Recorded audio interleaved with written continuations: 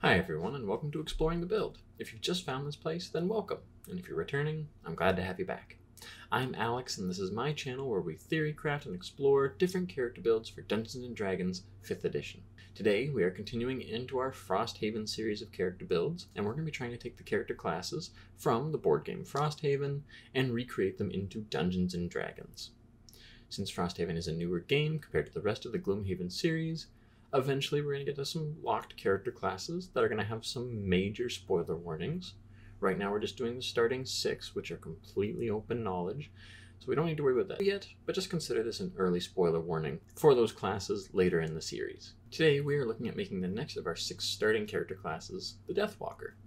The Deathwalker is the main ranged damage dealer of the starting 6 character classes in Frosthaven, and while they do have some options for more melee inclined builds, as well as some support abilities too, they're really mostly oriented around ranged damage. The unique mechanic is based around these shadow tokens. Basically, tokens that you can place on the map, whether that's under other characters or just in any sort of little hex around the scenario. And then with those shadow tokens, you can then spend them later on as a resource, or use them as a sort of resource. You don't have to necessarily spend them. Shadow tokens give them a lot of versatility, really. You could remove a shadow token to maybe add some extra damage, or do some other powerful effect like summon an ally. You could teleport directly to your shadow token if you wanted to get some mobility and jump around the map a little bit. They can also provide buffs or debuffs to anyone standing in a shadow token. And you can even attack through the shadow tokens as though you were in the shadow token's space. This is a really neat and interesting new mechanic in Frosthaven that gives us a lot of reach, range, or battlefield control just in general because of how we can place and manipulate those shadow tokens. And it absolutely does not exist in D&D, or at least nothing that's exactly like placing a token onto the battlefield. We can, however, get relatively similar in terms of theme, as well as allowing us to have mechanics that work around shadow type effects. What we can get is a lot of features that actually interact with dim light or darkness. If we count our shadow tokens from Frosthaven as just dim light / darkness in D&D, then we'll be pretty close to the concept of the Deathwalker and what they can do. Also, it does make thematic sense, given that the shadow token is supposed to be a shadow being created in the battlefield, and dim light or darkness is us making dim light or darkness in the battlefield in D&D as well. We'll also get some features that allow us to mark enemies, bringing up our single target damage, and in terms of the Deathwalker from Frosthaven, they do have ways to mark enemies, more for getting shadow tokens onto the battlefield rather than just dealing extra damage. But they can be pretty good at single target damage too. Plus we'll even get other things that the Deathwalker has, like their element generation, since they love the darkness element. We'll get some status effects or conditions, like invisibility, and we'll also get summons, because the Deathwalker does have access to a couple of summons in their kit. Overall, we are shaping up to be an actually pretty accurate recreation of the Frosthaven Deathwalker, minus the versatility of those shadow tokens, but we're still going to get pretty close. Before we actually start the build though, let's look at their flavor text. Valrath Deathwalker. No group is quite so ill-suited for the icy northern climates as the Valrath, who make their homes far to the south around the Red Desert. There was once a great war in that region between the Valraths and the humans, both equally interested in conquering the Stormbrew Plains for themselves. The two nations have since made peace, and the Valrath government in particular has made concerted efforts to forsake its aggressive past. In more recent times, they have focused on economic strength over the physical. There is a saying among the Valrath: in order to survive the ice, one must have an icy soul. This is apt for a Deathwalker, a nomad bent on atoning for the Valrath nation's past sins by ensuring the souls of the dead find rest. Wherever great tragedy falls, a Deathwalker is usually not far behind, and Frosthaven has seen plenty of tragedy. Starting into character creation now with our lineage for the build, we are a Valrath. This is actually our 4th Valrath character class, meaning if we were playing Frosthaven or Gloomhaven, we could actually run an all Valrath party, which would be kinda neat. For D&D though, this just means that we are a tiefling like the other Valraths before us. Essentially, we are a demon folk. To some extent, at least. We just want to be a regular tiefling this time around, as opposed to like a specific bloodline, just because we actually will want the darkness spell as our innate racial spell, and we don't really need to worry about the semantics of which bloodline we are. Though if you wanted to, feel free to pick one up, and just make sure it has access to the darkness spell. For our stats, we're going to want to prioritize charisma. After that, anything else is completely fair game. I'd recommend using the Tasha's Cauldron of Everything optional rules to reassign racial stat bonuses, so that way we can at least optimize our +1, but we're going to want our +2 to stay in charisma. If you can't do that, well then that means a +1's going into intelligence, and it's not really the end of the world, but hopefully you can mix and match your stats as much as possible, especially if you picked a specific bloodline. For the sake of our build, I'm going to say that after point buy, we want the following ability scores: 8 strength, 16 dexterity, 14 constitution, 8 intelligence, 12 wisdom, 16 charisma. That's of course after putting 9 points in to get a full dexterity and adding our +1 there, after mixing it around with the Tasha's optional features. Then just 7 points into constitution, 4 points into wisdom, and 7 points and our +2 from being a tiefling into charisma at the end. For our background, technically anything's possible, but realistically, we're a shepherd of lost souls like our flavor text said that we were. I don't really think there's any specific D&D background that kind of advocates for that, but there might be some interesting gothic backgrounds from the Ravenloft setting or the Curse of Strahd campaign, so either of those could maybe work, but honestly, you could pick any background that you think works best for that type of appeal. Turning into the level breakdown of the build now, at level 1, we are going to be a warlock, actually. For Warlock, we're going to pick Hexblade as our Warlock subclass. It is a little bit of a weird choice, given that we're actually going to ignore Hex Warrior, at least for this build.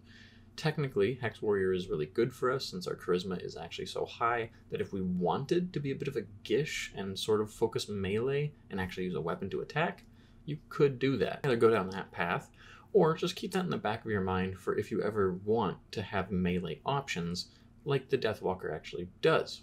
What we really care about, though, is Hexblade's Curse, at least for right now. We'll get other features that we also really wanted eventually anyways. Hexblade's Curse is our first mark effect, and that's going to allow us to pick one enemy to single out and try to just burst them down as fast as possible with adding a little bit of extra damage. And then there's also some payoff once we do actually defeat them, allowing us to regain hit points if we had lost hit points already. 2, we're going to go up to Warlock 2, and here we gain our invocations. I would certainly recommend Agonizing Blast this time, and just use Eldritch Blast for most of your attacks, since we want to stay at ranged.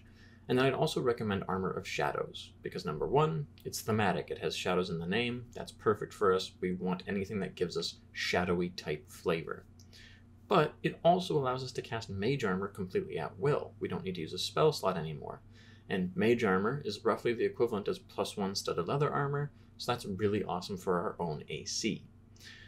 I'd recommend going with those two, but you could pick any 2 invocations that you really want, especially depending on if you wanted to go more melee or not. And also, Devil's Sight is a pretty good option, but I would recommend waiting on picking that up because we don't need it just yet, but it's something else that we could pick up eventually too. At level 3, we are immediately jumping over to Sorcerer, and we're going to go with Shadow Sorcerer. Of course, we're going to be a Shadow Sorcerer because that's basically what the Deathwalker is.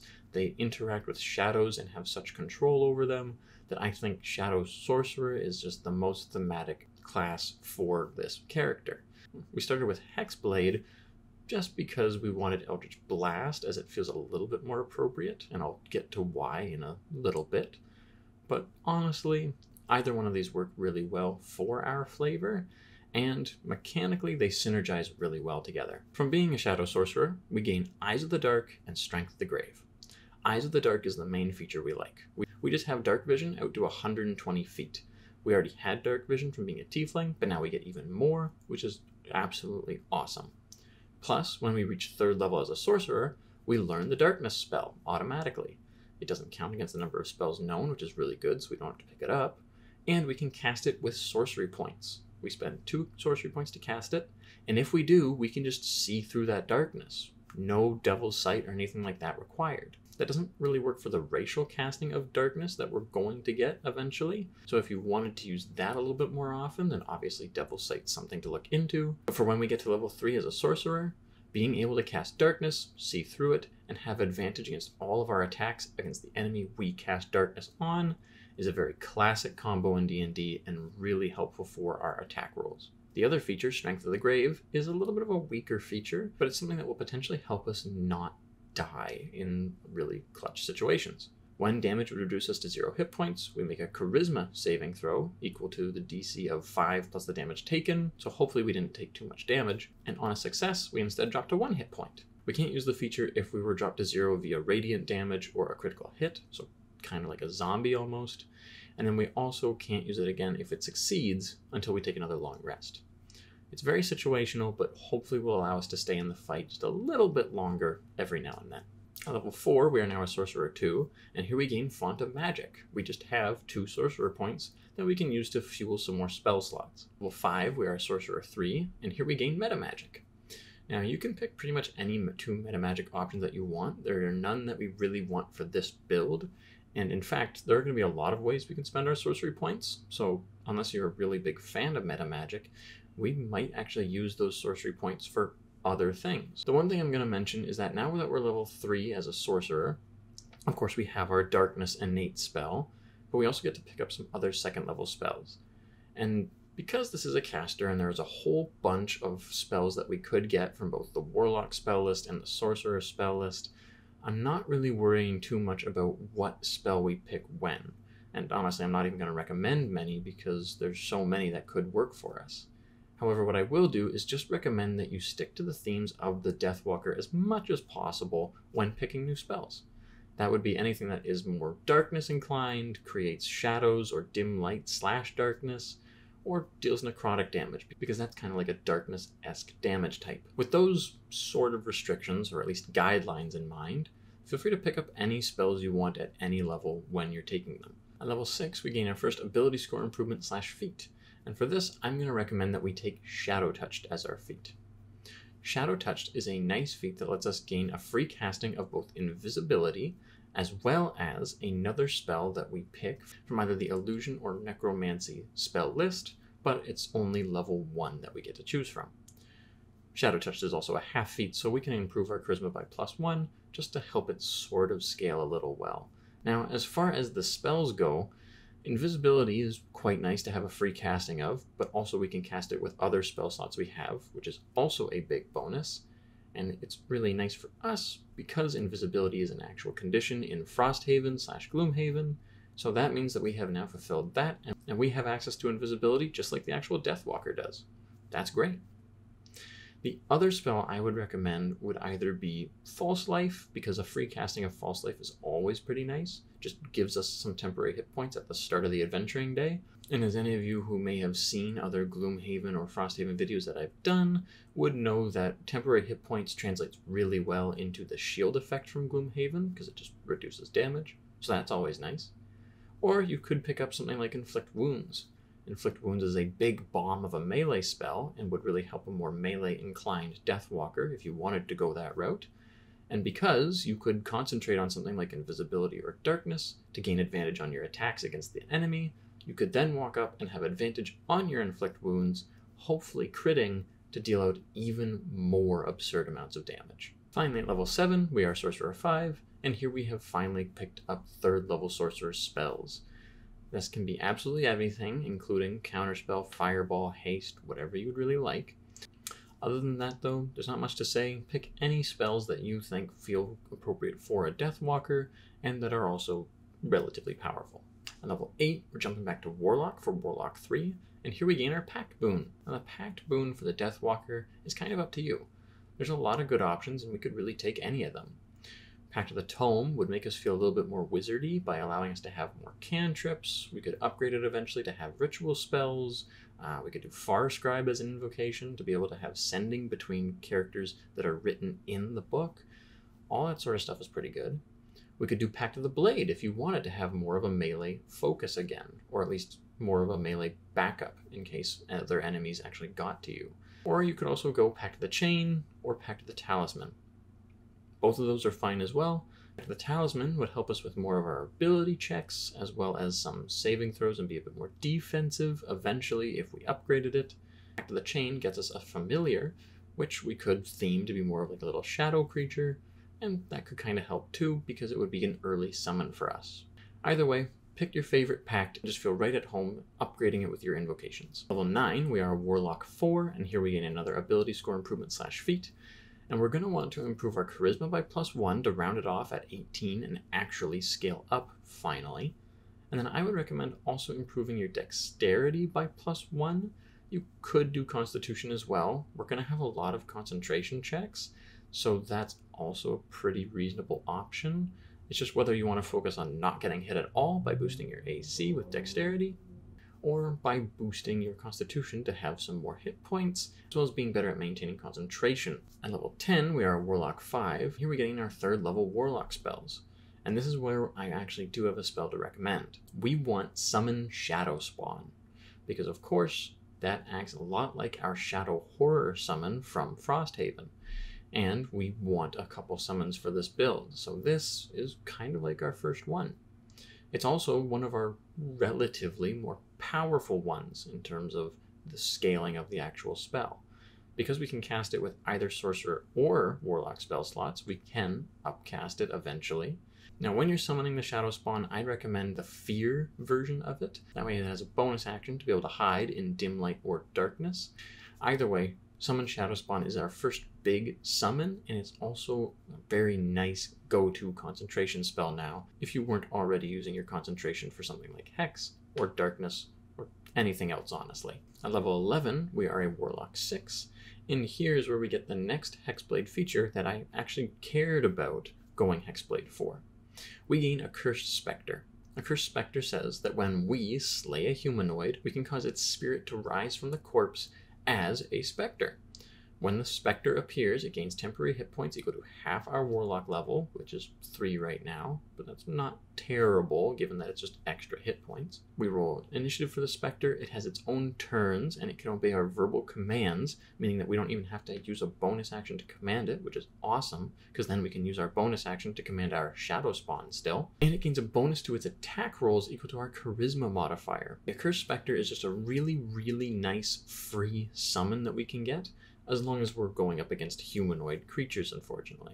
Plus, it's got a nice shadowy theme and fits with our Deathwalker Shepherd of Lost Souls theme, too. We're just borrowing a soul for a little while to do our dirty work for us. At level 12, we are going back to Sorcerer 6, and here we now gain our next summon feature. We're kind of gaining them all back to back really quickly. The Hound of Ill Omen, though, is actually a kind of interesting summon ability, at least in terms of D&D. What Hound of Ill Omen says is that as a bonus action, we can spend 3 sorcery points to summon the Hound to target one creature within 120 feet of us. The Hound has a direwolf statistics, except that it's medium, not large. It has temporary hit points equal to half our sorcery level, so 3, just like our Spectre. The Hound does only have 1 action available to it, which is to take the attack action against its target, so that's a little unfortunate. There's not a lot of limitations on the Hound of Ill Omen. There's 3 sorcery points, of course, but all it says otherwise is that it disappears if it drops to 0 hit points, if the target is reduced to 0 hit points, or after 5 minutes. Now, at first I didn't really consider this too much, but really, there's no limit on having your Hound go out, try to attack an enemy, and then if it dies, you can just summon it back again with another 3 sorcery points. Or, of course, if your target died early, our Hound disappears, again we summon it back with our 3 sorcery points and just stick it on another target. However, if you wanted to, because there's no limit like concentration on this feature, you could summon 2 separate Hounds on 2 separate targets, or even the same target really, there's no restriction on that. And you can do that over the course of 2 turns. We have 6 sorcery points, because we're level 6 as a sorcerer. So we could just use a bonus action on 1 turn, spend 3 of our sorcery points, summon up our Hound, then next turn, bonus action again, summon another 3 sorcery points, summon a second Hound. And then we can choose to have them either on the same target or different targets. And as we gain more sorcery points, that means we can just have more Hounds out. Just keep in mind that any powerful AoE type effect or spell will probably take out our Hounds pretty quickly. At level 13, we are a Sorcerer 7, and here we don't really gain anything except more spells, as well as more spell slots. So honestly, Pick your favorite spells, stick to our restrictions. At level 14, we're a Sorcerer 8. We get our next ability score improvement / feat. And here I'm going to recommend taking Warcaster.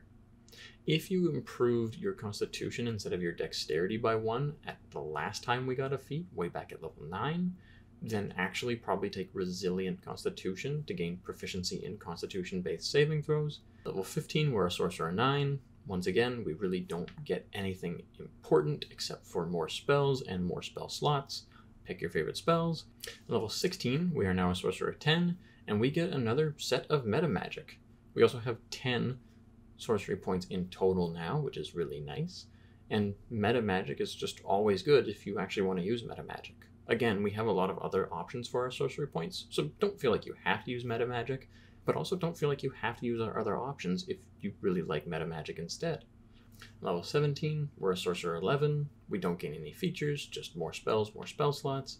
We're now up to 6th level spell slots for our Sorcerer spells, and that's really awesome because, again, we could even still upcast other spells that we got from being a Warlock, or spells that we got from being a Sorcerer. All in all, pretty behind in terms of how powerful a caster can get, but we're still not too shabby ourselves.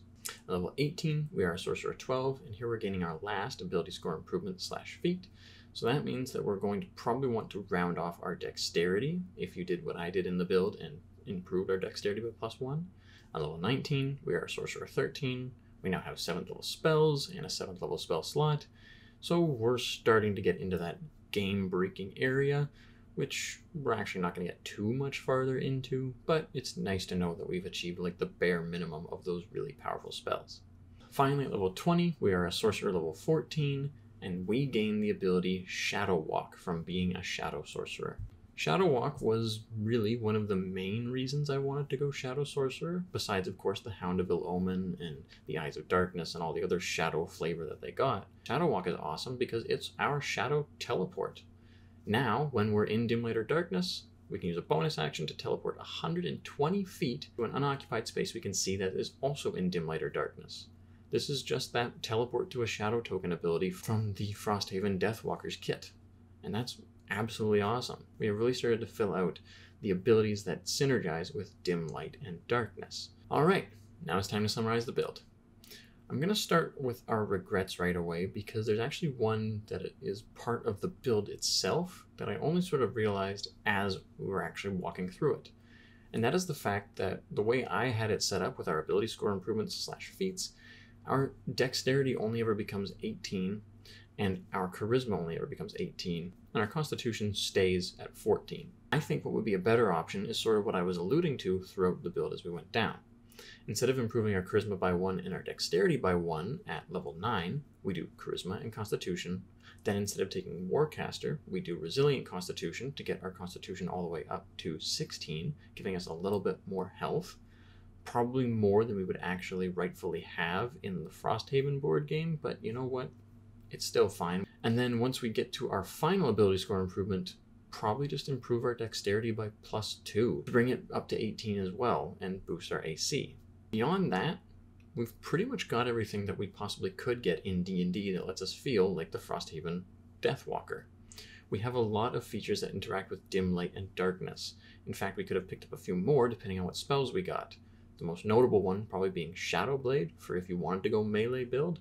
What we didn't get was the ability to like wound, poison, stun, or add those other debuff conditions onto enemies that are in or around our shadow tokens. There's nothing that really interacts with dim light and darkness does stun an enemy, at least not that I'm aware of the top of my head for D&D. And if we wanted those features, then technically we could probably find some spells that can mimic them. Some of the features are a little bit harder to recreate than others. So what we actually do have, beyond the dim light and darkness that I've already sort of talked about, we do have a bunch of summons. We can have a large plethora of them if we really want to just go nuts, summoning a whole bunch of shadow beasts, plus our shadow spawn, plus our accursed specter. What we do have is a lot of shadowy and darkness-based spells that mimic the darkness element, which is the go-to element for the Deathwalker, and we have a lot of out-of-combat utility too, because things like our Shadow Walk, our free invisibility, or anything else that technically is meant to work in combat can work outside of combat as well. If it's nighttime and everywhere around us is just dim light or darkness, that's a 120-foot speed that we have because we can just keep teleporting between those areas of dim light and darkness. And that's some insane out-of-combat mobility if you really think about it. Overall, not only are we a shepherd of lost souls, but we are also a master of shadows and the darkness as a whole. Let me know what you thought of the build or what you would change to either get closer to the Frosthaven character class, or if there's anything that I missed that would work really well for a darkness/dim light build of character. There's probably some amazing things that the Twilight Cleric has to offer or some other subclasses. Let me know if there's anything that you'd rather add to the build. Thank you so much for coming on the journey with me, and I hope to see you in the next one.